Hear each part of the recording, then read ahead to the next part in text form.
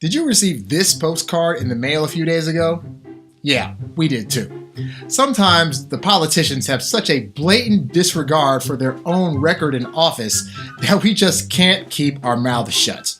In this postcard, Mayor Hull says, quote, "Fight to bring water rates down." Notice he didn't use the word fought. That's because during the past 4 years, he was a vocal advocate of continuing the 5 consecutive water rate increases that just ended. It's easy to say you'll fight for something when it's no longer necessary. It's unlikely that the recent water rate study commissioned by the governing body will recommend more rate increases when the Utilities Fund has a $17 million reserve. Where was Mayor Hull's advocacy when the city recently wasted $2 million on planning and design of a waste treatment plant they decided not to build? Where was Mayor Hull's advocacy for residents struggling to pay their water bills while the utilities' revenue growth was far outpacing their projections year after year? He could have sponsored a rate freeze at any time in the past 4 years. But he didn't. He could have sponsored lowering the late fees and reconnect fees for water service customers. But he didn't. And year after year, we've seen the city's revenue from these fees double and triple, even after Councilor Wilkins and Smith sponsored a reduction in the fees to help residents. Here's what Mayor Hull had to say about those residents while he was arguing against a water rate freeze in 2015. Meters get shut off each month, or was that each month or a year? Mr. Mayor, that's about how many disconnects there are each month. Now, many of those are repeats where somebody gets disconnected, we reconnect it after they pay, and maybe 2-3 months later it's disconnected again. But that's each month, and that's a rough average over the last year. What is the current delinquency rate on the city utility, on the water utility? Do we know that? Delinquency rate. What out of the total percentage of meters? What is this 4 and 500? How many total meters are? Mr. Mayor, those are the meters that get shut off. Like say, many of them are reconnected. I know, but citywide, how many meters are there? And this is 4 or 500. Behind.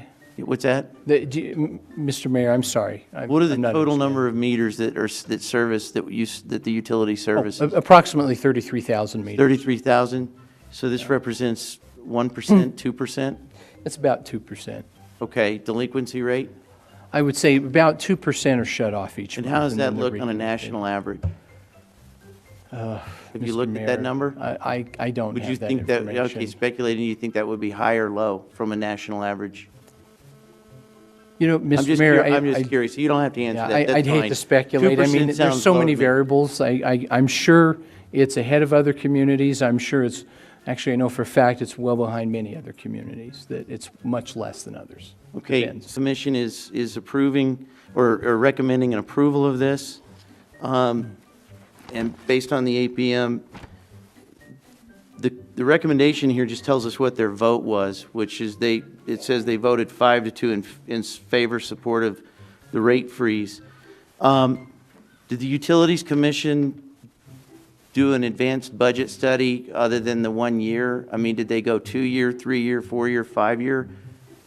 Did we get a 5-year budgetary impact on what this is going to do long term? As was eloquently stated, we don't want to see this triple in 2 or 3 years.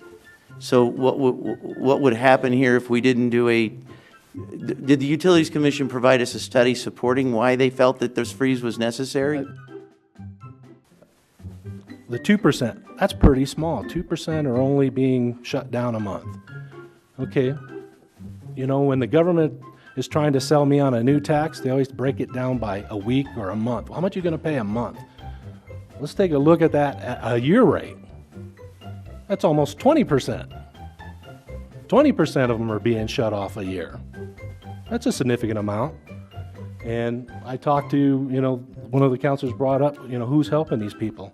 Well, I talked to a member of the St. Vincent de Paul. Their number one request for assistance is water. Number one, out of everything.